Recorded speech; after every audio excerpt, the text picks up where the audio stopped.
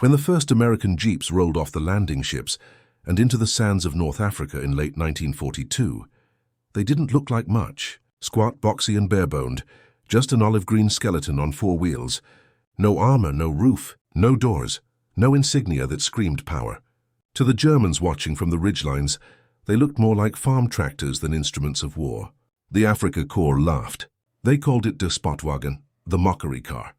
Rommel's officers, accustomed to the imposing silhouettes of panzer tanks and the sleek Kübelwagens of their own design, couldn't believe the Allies would rely on such a flimsy contraption. "It looks like a child's toy," one German report sneered. "A mechanical mule, perhaps fit for farmers or not soldiers," but behind that laughter was ignorance.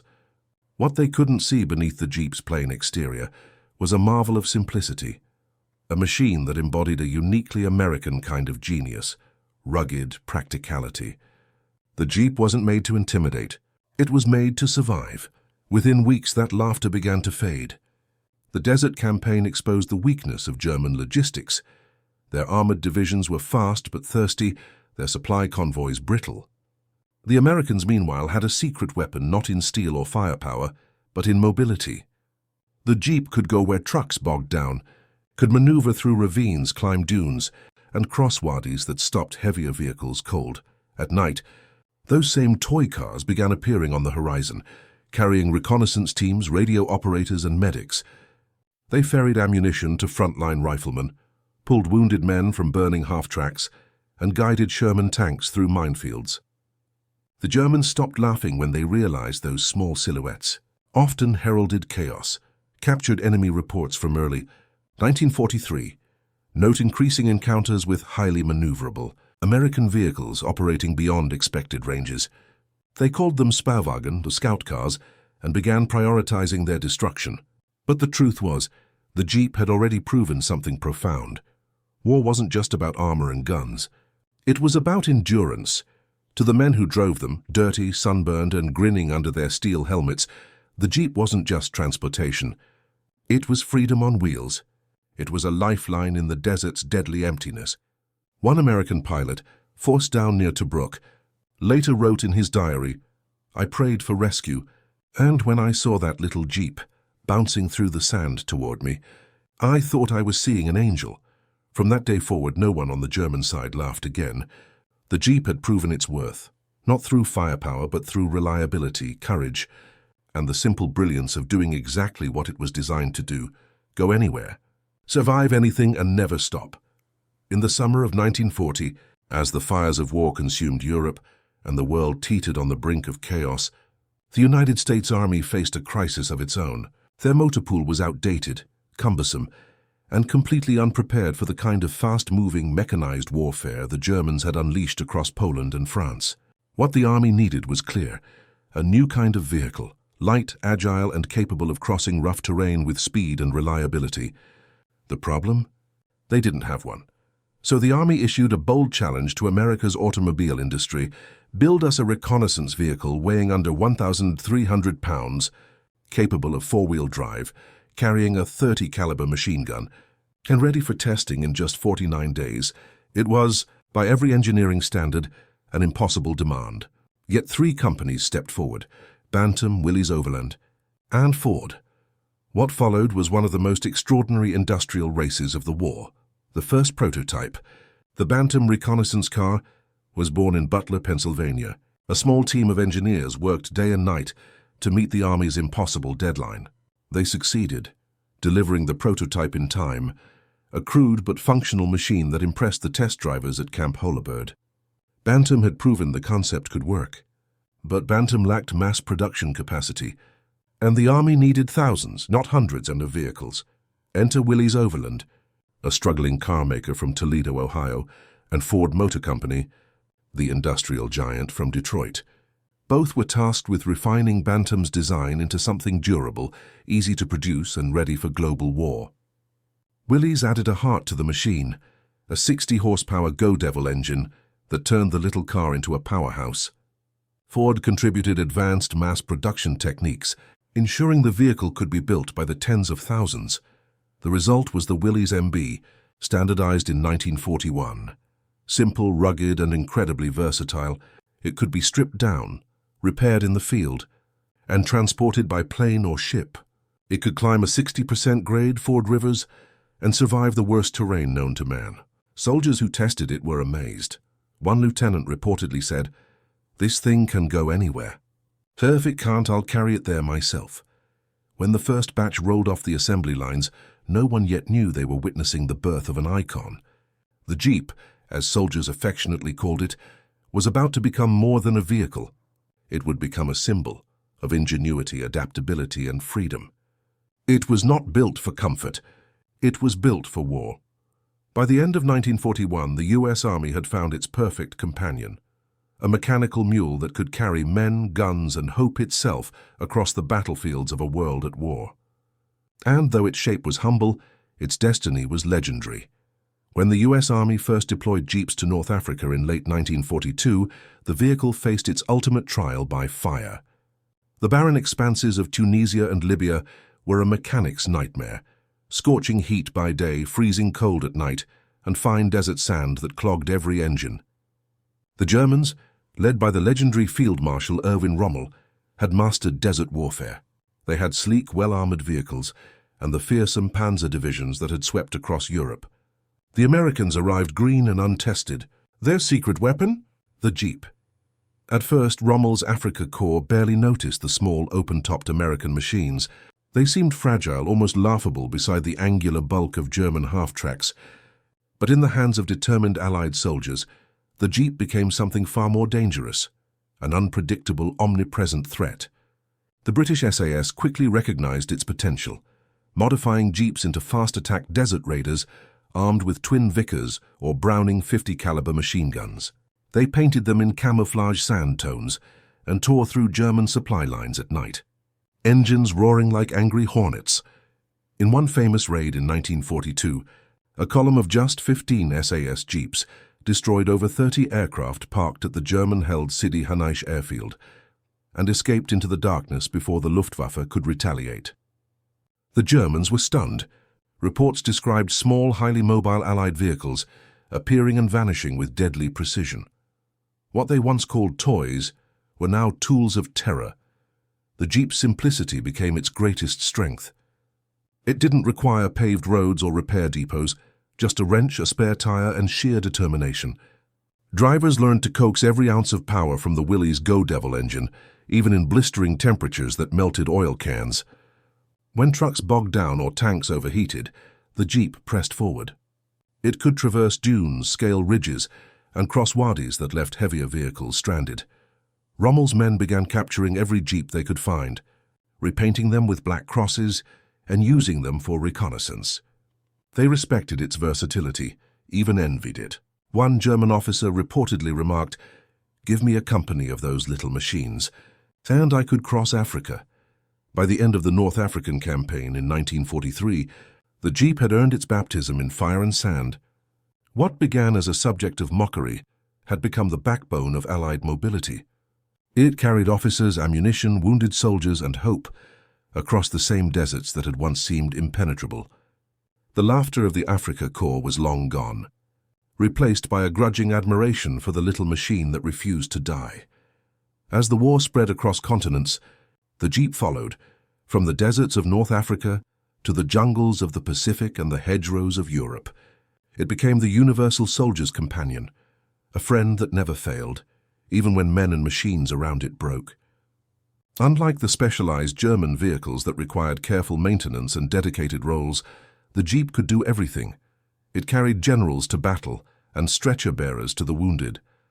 It towed anti-tank guns, hauled supplies, and transported radio operators into the thick of combat. When roads were impassable, the Jeep made its own. When bridges were blown apart, it forded rivers. Soldiers came to trust it like a living creature. Many gave theirs names: Lil Joe, Faithful Lucy, or Rough Rider. They personalized them with chalk inscriptions and pin-up drawings, transforming each into a symbol of survival. The Jeep's role extended far beyond mere transportation. In the Pacific, it became a lifeline between beachheads and jungle outposts. On Guadalcanal, Jeeps delivered ammunition under fire and evacuated the wounded through thick mud and palm forests.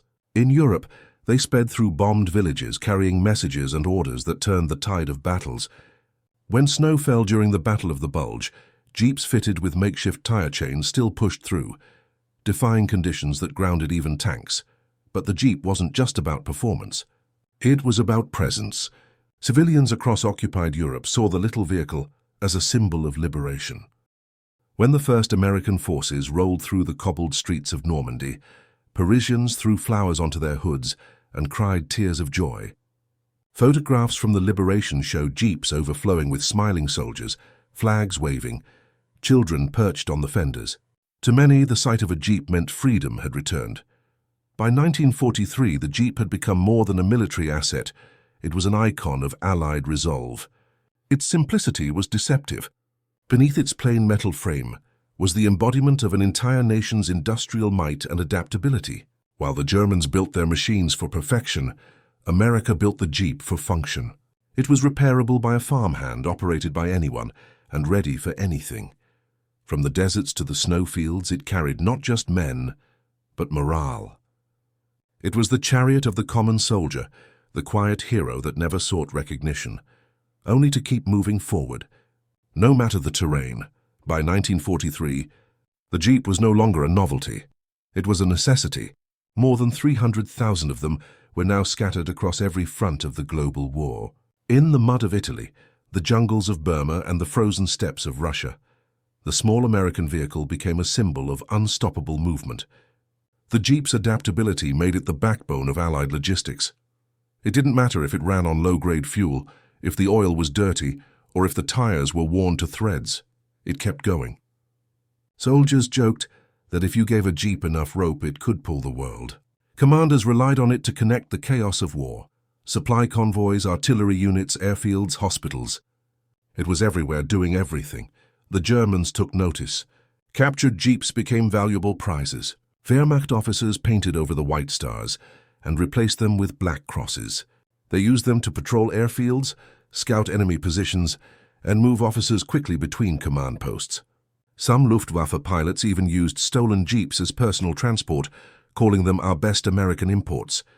But the jeep's influence went beyond convenience. It changed the tempo of war. Before its arrival, armies moved at the pace of their heaviest vehicles. With the jeep, the Allies gained agility. Armies became faster, more flexible, and more capable of reacting to sudden German offensives. In the field, soldiers used jeeps as ambulances, gun platforms, and mobile command posts. Some units even rigged them with bazookas and mortars, turning them into miniature attack vehicles. Their light frames made them perfect for improvisation, the kind of battlefield creativity that defined Allied warfare. By the time 1943 turned to 1944, even German high command recognized the shift. The jeep had become a force multiplier, not because of its size, but because of its simplicity. Where the Germans had sought mechanical perfection, the Americans had built something indestructibly practical. It was an embodiment of the US war machine itself, efficient, adaptable, and relentless. On June 6, 1944, the largest amphibious invasion in history began. As waves of Allied troops landed on the beaches of Normandy, a familiar silhouette rolled down the ramps of landing craft, the jeep. Amid the roar of gunfire and the chaos of exploding shells, these small vehicles became lifelines of coordination and survival. They carried medics, engineers, and radio operators through the storm of war. Commanders used them to navigate the shifting front lines, while soldiers hauled supplies, ammunition, and wounded men through fire-swept sands.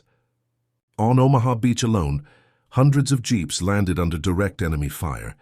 Many were destroyed before reaching the dunes, but those that survived kept moving, engines sputtering, wheels spinning through blood and seawater. German observers were stunned by the speed of the Allied advance. Their after-action reports describe a flood of small mobile vehicles, establishing communication and supply lines with impossible speed. In reality, that mobility came from the jeep, the unassuming workhorse that turned chaos into coordination. By the end of D-Day, jeeps were already moving inland, bridging the gap between the beaches and command posts. They carried the wounded to field hospitals and delivered ammunition to forward units. In some towns, they were the first Allied machines civilians saw, rolling symbols of liberation. Eisenhower himself would later say that the Jeep, alongside the Dakota transport aircraft and the landing craft, was one of the three tools that won the war. And nowhere was that more evident than in Normandy, where its tires carved the path from invasion to victory. By 1944, the Jeep had evolved far beyond its original purpose. It was no longer just a scout car or utility transport. It had become a weapon of stealth and surprise.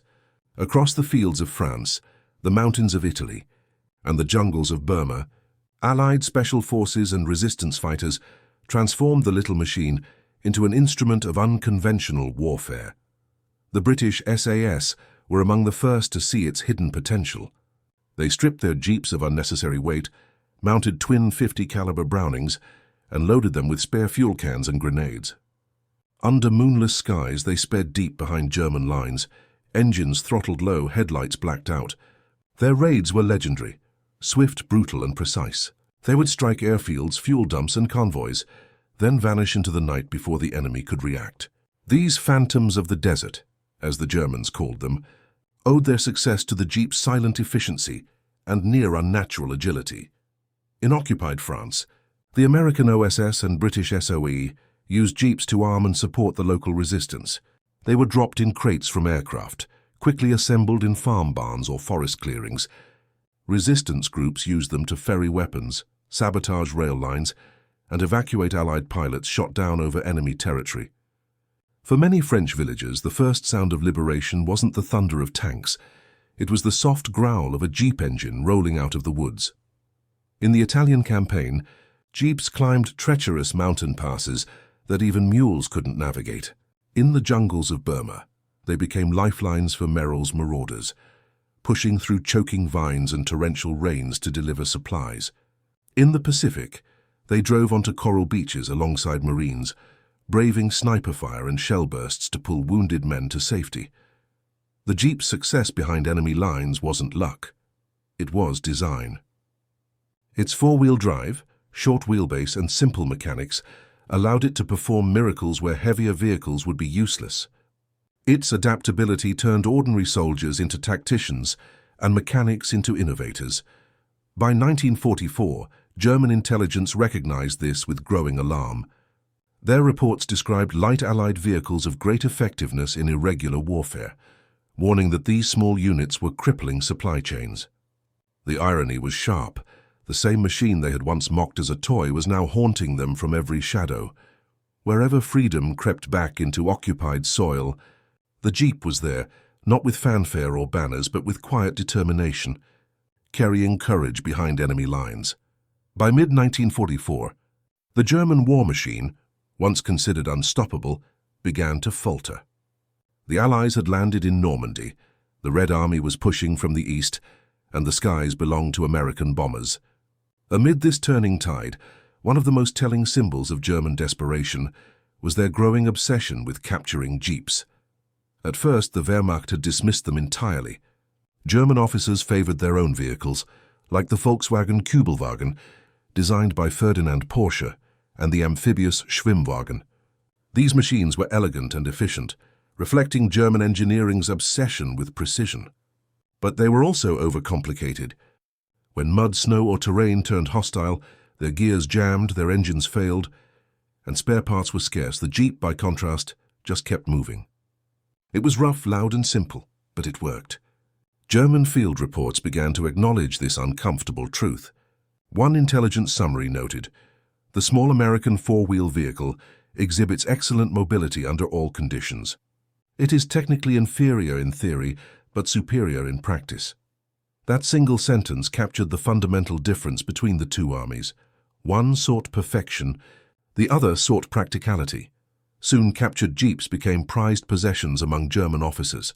They repainted them with black crosses, mounted MG-34s or MG-42s, and used them for patrols and liaison duties. Some were even employed by the elite Waffen-SS divisions, particularly in France and Italy. Luftwaffe ground crews drove them across makeshift airfields, while panzer commanders used them as forward observation cars. But imitation could only go so far.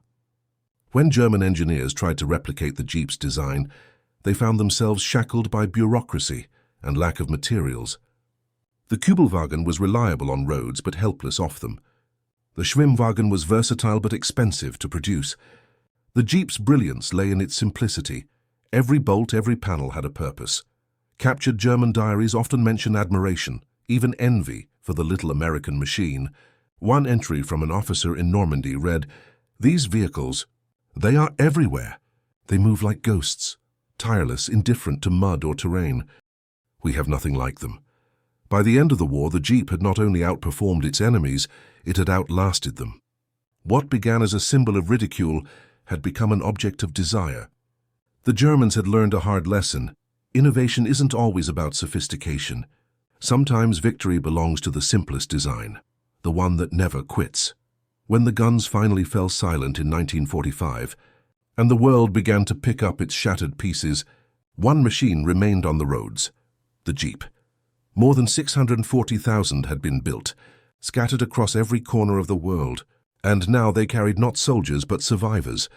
In war-torn Europe, Jeeps became symbols of rebirth. They towed plows in fields where tanks once fought. They delivered food to starving villages, carried doctors to makeshift hospitals, and transported refugees across destroyed bridges. In Japan and the Pacific Islands, Jeeps rolled through ruins and jungles, ferrying supplies and hope to those rebuilding their lives. For returning soldiers, the Jeep was a reminder of endurance, the faithful companion that had carried them through fire and mud. Many bought surplus models when they came home, taking them onto farms, into forests, or across mountain trails. Thus was born an entirely new culture, off-roading, and with it, the civilian version of the wartime legend, the Willys CJ2A, known simply as the Jeep. Its influence stretched far beyond the battlefield.